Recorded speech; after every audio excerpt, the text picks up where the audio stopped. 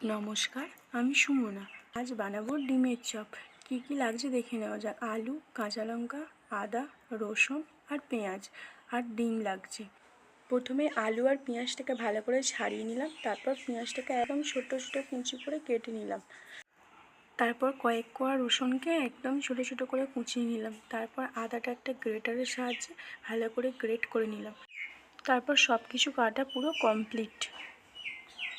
তারপর আলু আর ডিমকে ভালো করে সেদ্ধ করে নিলাম। তারপর ডিমের খোসা ছাড়িয়ে একটা ডিমকে 4টে টুকরো করে কেটে নিলাম। একটা ডিমকে অর্ধেক করেও ডিমের চপ বানানো যায়। আমি একটা ডিমকে 4 ভাগ করে ডিমের চপ বানাচ্ছি। ব্যাস, ডিমগুলোকে সমান করে কেটে নিলাম। এবার সিদ্ধ আলুগুলোকে একটা ম্যাশারের সাহায্যে ভালো করে মেখে নিলাম। এরপর আলুর পুরটা বানানোর পালা। প্রথমে কড়াইতে দিয়ে দিলাম সর্ষের তেল, তারপর দিয়ে দিলাম কুচো করে রাখা পেঁয়াজ, তারপর দিলাম লঙ্কা এবং দিলাম আদা রসুন গ্রেট করে রাখা, দিয়ে একটু নাড়ালাম। তারপর মশলার মধ্যে লাগছে হলুদ, লঙ্কা, ভাজা মশলা, গরম মশলা, নুন আর চিনি।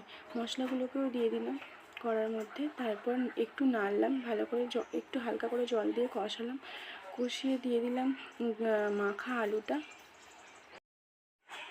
আলুটা কড়ার মধ্যে দেওয়ার পর তারপর মশলার সাথে ভালো করে মিশিয়ে নিলাম। আলুর পুরটা একদম তৈরি হয়ে গেল। এরপর একটা বাটিতে একটা কাঁচা ডিম ভেঙে নিলাম এবং লবণ দিয়ে ভালো করে ফেটিয়ে নিলাম। একটা পাত্রে বিস্কুটের গুঁড়ো নিয়ে নিলাম এবং একটা ডিম নিয়ে আলুর পুরটা নিয়ে ডিমটাকে ভালো করে কভার করে নিলাম। ভালো করে ডিমের চারিদিকে আলুর পুর দিয়ে কভার করতে হবে, যেন না ডিমটাকে ভালো করে না দেখা যায়।